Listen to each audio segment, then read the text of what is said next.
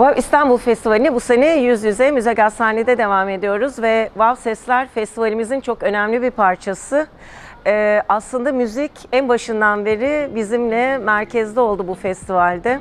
Kültürde Kadın Gücü çağrısıyla bize başvurularını yollayan müzisyenlerimizden 21 tanesiyle bir yolculuğa başladık. Sevgili Beril Sarıaltun ve Mandy Wigby ile Beats by Girls'ün yürüttüğü bu çalışmanın sonuçlarını ben de büyük bir hevesle bekliyorum. Wow Sesler Festival'de 2 gün boyunca sahne alacak. Bu sahneyi alacak müzisyenlerle aslında aynı hikayeyi paylaşıyormuş gibi hissediyorum. İstanbul'da yaşayan bir kadın olarak İstanbul'u nasıl deneyimlediğimizi müzisyenler kendi seslerinden, kendi parçalarıyla, kendi müzikleriyle, kendi besteleriyle paylaşıyorlar.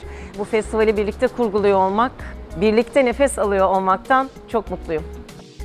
Bizim Beats by Girls'te hep amaçladığımız şey kariyerinin başındaki profesyonel olarak ya da amatör olarak böyle müzikle ilgilenen, müziğin kıyısından köşesinden uğraşmak isteyen insanlara imkan yaratmak.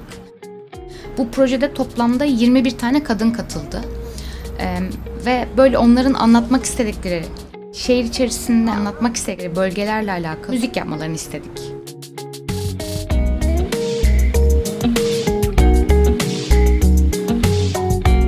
Şehir deyince kafamda canlanan şey biraz daha hareketli, canlı, kalabalık, çok sesli bir yer. Hem kendi sesimi hem İstanbul'un sesini duyurabilmek hem de geçmişle şu an arasında bir bağlantı kurabilmek için benim için çok önemliydi. Ben İstiklal Caddesi'ni ve oradaki klapları ve barları seçtim. İnsanların eğlenme şekillerinin ve yerlerinin nasıl politik olabileceğini düşündüm. Hani müzik bilen, bilmeyen, herkese açık, buna ilgi duyan, herkese açık olması özellikle çok güzel ve herkesin buradan besleniyor, bir şeyler öğreniyor olması bayağı güzel. Atölyeler düzenledik. Bunun için ses yürüyüşleri yaptık, birlikte çalışmalar yaptık. Bu sebeple birbirimize kattığımız önemli şeyler için bile çok teşekkür ederiz.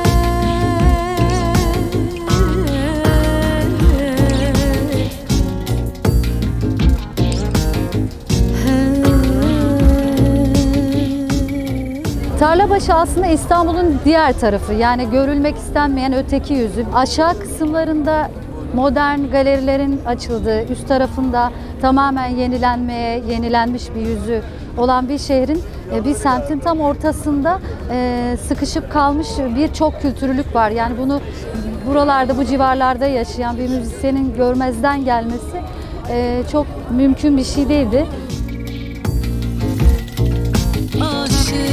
Sazın kimi sevmez.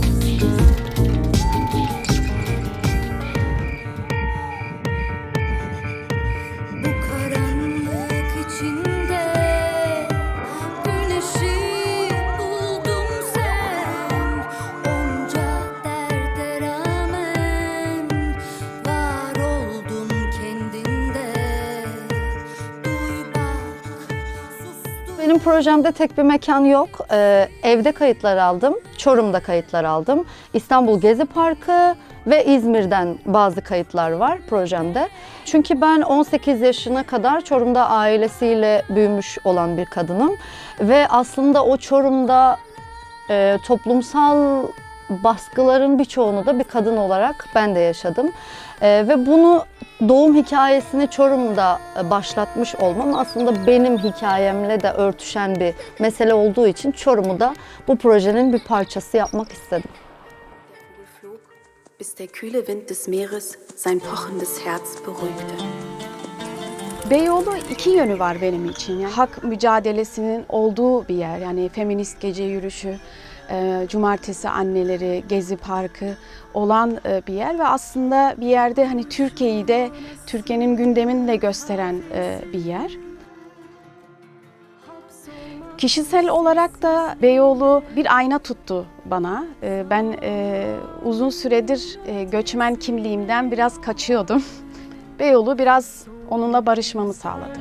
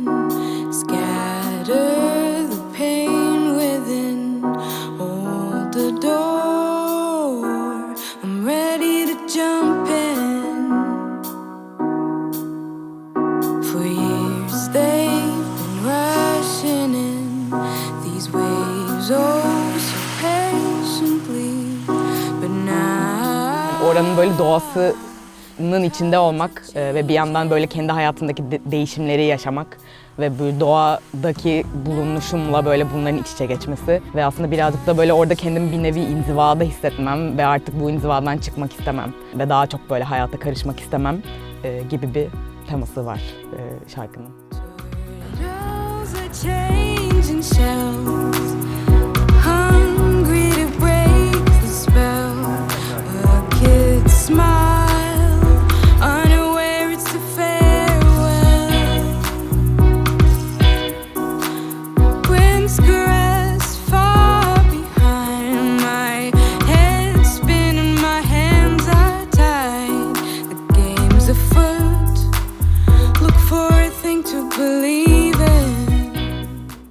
Birçok insanın bu aidiyet ve yakınlık ve anı hissi siliniyor buradan. Bununla ilgili bir şey yapmak istiyordum.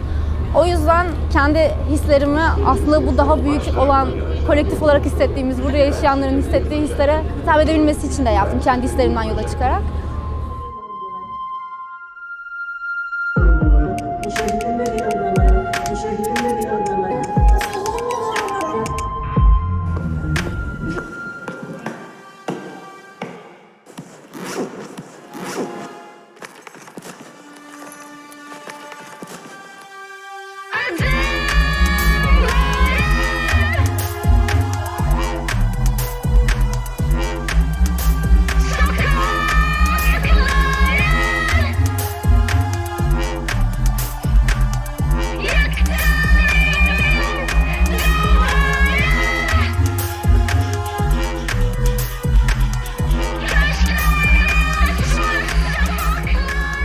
Hayallerimi gerçekleştirirken ya da kendi anılarımı kaydederken aynı şekilde birçok insanın anılarına da bağlanıyormuşum gibi hissettim.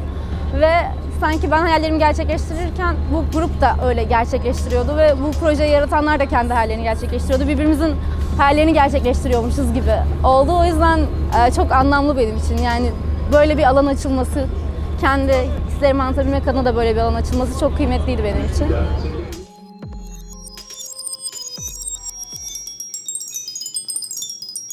Ben Dolapdere bölgesini tercih ettim. Orada çalışmaya başladım. Orada ses kayıtları toparladım. Sesleri kaydettikten sonra aslında biraz zamanda yolculuğa çıkmış gibi oldum. Çünkü ben en son orayı bıraktığımda işte 2019-2020 yıllarıydı. Ve 2022'nin başlarında tekrar aynı yere geri döndüm. Artık bit pazarı eski olduğu yerde bitmiyordu ve biraz daha öne çekilmişti pazarın bitiş noktası.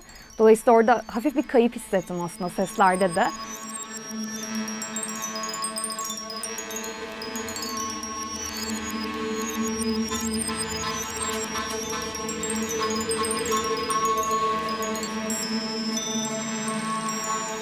Kendi başıma, yalnız başıma bunu yürütüyor olmak, işte seslerin olduğu haliyle değil de bunları manipüle ederek kullanıyor olmak başlı başına bence çok heyecan verici bir süreçti.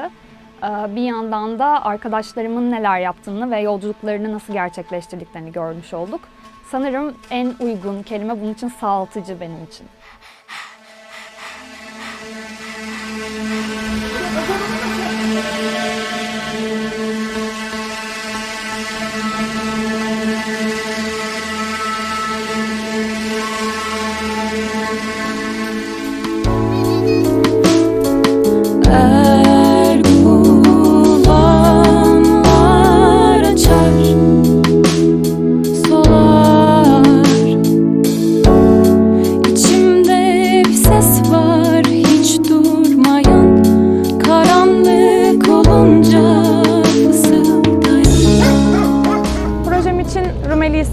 bölgesini seçmemin sebebi Rumeli Hisarı gibi eski bir yapının bu kadar değişime maruz kaldıktan sonra hala dimdik ayakta durabilmesini çok etkileyici buluyorum.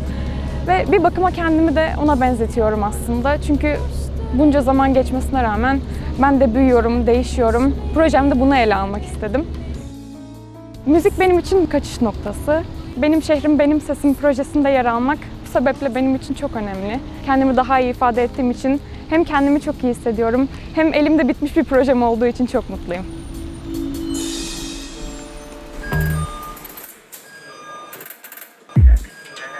Dışarı çıkıp buradan gitmem gerek.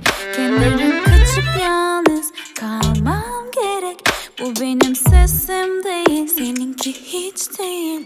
Biraz dinlenmem gerek. Benim Şehrim Benim Sesim projesi kapsamında Beşiktaş'taki Kadıköy iskelesini kaydettim.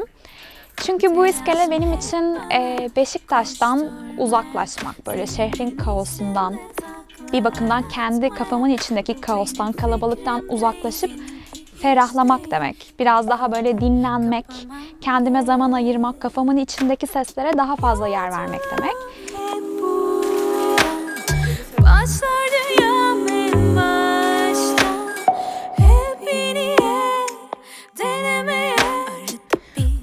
Bu sefer hikayeyi aslında kadınlar yazıyor. Şehre dair hikayeyi kadınlar yazıyor. Bu proje çünkü biraz da müziğin hikaye anlatıcılığıyla ilişkili. Kendi hikayemize asla sahip çıkıyoruz. Hem bir albüm yaptık sadece kadınların yaptığı şarkılardan oluşan, hem de böyle güzel bir belgesel çekebildik. Bunun için aslında British Council'a çok teşekkür ederim. Ve WOW İstanbul gibi uluslararası ölçekte anlamı olan bir festivalin bir parçası olduk. Bu anlamlı birlikteliği kadınların müzikleriyle daha da anlamlı kıldık gibi geliyor. Güzel bir buluşma oldu. Daha da güzel şeyler yaparız diye düşünüyorum. Müzikleri dinlemeye devam edin.